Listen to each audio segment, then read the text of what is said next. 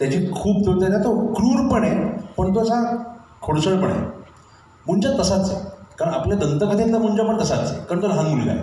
तो तसा तो भीतीदायक राक्षस नाही आहे, तो तसा लहानच आहे. सो त्याची समज ही क्रूरतेची ही वेगळी असणार आहे. तर ते साम्य लोकांना वाटतं, कारण कॅरेक्टरमध्ये ते साम्य आहे. आणि लोकांना डोळे सेम वाटतात, कारण डोळे मोठे. तर इनोसन्स ज्या त्या कॉलमचा होता ना, हा इनोसन्सच्या मुलात पण आहे, कारण तो लहान आहे. तर आम्हाला ते जाणवलं की हे लोकांना साम्य वाटते. पण मला असं फार ठामपणे वाटतं की जेव्हा लोक हे सिनेमात बघतील ना, तेव्हा त्यांना तो गॉलम एक सेकंदही आठवणार नाही. त्यांना तो मुलगा दिसेल ज्याचा मुंजा झालेला आहे.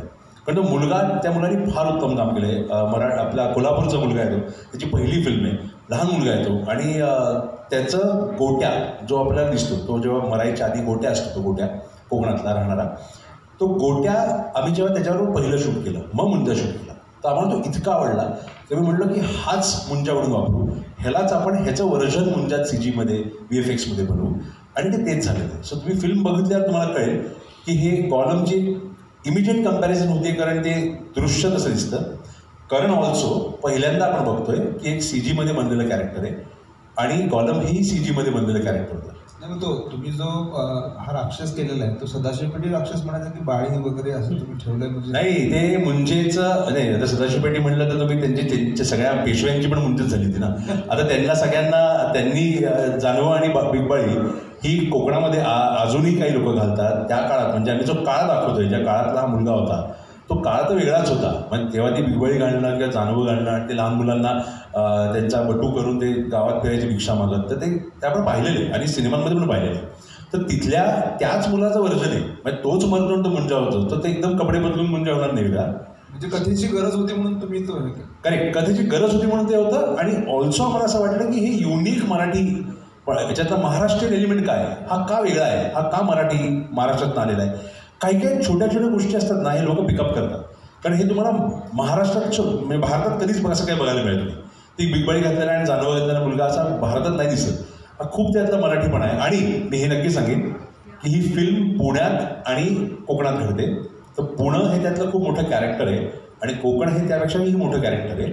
म्हणून ती बिगबाळी ही पुण्याचीच आहे आणि कोकणातली पण आहे. शर्वरीला मला एक प्रश्न होता. खरं तर पक्के पुणेकर शेजारी बसलेले होते आणि ते पण त्यांनी जे आता सांगितलं की ते पात्राची गरज काय होती आणि तो पुणेरी बाळा तिथं दिसून आलेला आहे. एका पुणेकर डायरेक्टरासोबत अनुभवी त्यांचं अख्खं खानदान या चित्रपट सृष्टीमध्ये वाहून घेतलं वडिलांपासून. म्हणजे मी तर पंजोबा मी तर तुमच्या वडिलांशी माझा संबंध, मी जेव्हा पत्रकारितेत आलो कोल्हापूरमध्ये ते यायचे, अध्यक्ष होते, बरोबर, तेव्हापासूनच आहे.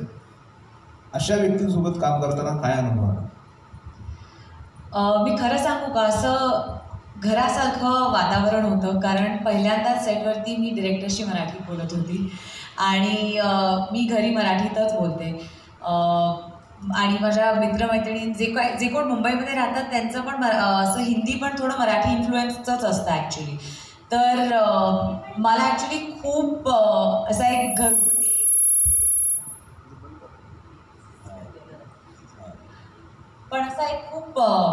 घरगुती माहोल होता. कारण सुहासताई होता, भाग्यश्री लिमये, मोना मॅम होत्या. पण मोस्टली आम्ही जसे सर म्हणाले की खूप सगळे मराठी ॲक्टर्स होते. लहानपणीपासून सगळ्यांचं काम पाहिलं होतं. एस्पेशली सुहासताईंचं मी खूप मोठी फॅन आहे त्यांची. मी सरांचे सगळे पिक्चर पाहिले आहेत आणि त्यांच्याबरोबर काम करण्याची संधी मिळाली, हेच माझ्यासाठी खूप मोठी गोष्ट आहे. आणि जसं ते म्हणाले की मुंजा हे आपल्या मराठी कल्चरमधून येतं, त्याला रेप्रेझेंट करणं आय थिंक माझ्यासाठी मला असं खूप गर्व वाटत होता त्याच्याबद्दल. कारण खूप कमी फिल्म्स बनतात हिंदीमध्ये ज्या आपल्या कल्चरमधून आलेल्या असतात. सो जेव्हा मी पहिल्यांदा सरांकडनं ही स्टोरी ऐकली तेव्हाच मी त्यांना हे म्हटलं होतं की हे आपल्या कल्चरमधनं येते आणि मला नक्कीच याचं पार्ट बनायचं आहे. आणि सर एवढे नॉलेजेबल आहेत या विषयाबद्दल की आम्हाला बाकी कुठे आम्हाला गुगललाही विचारायला नाही लागलं.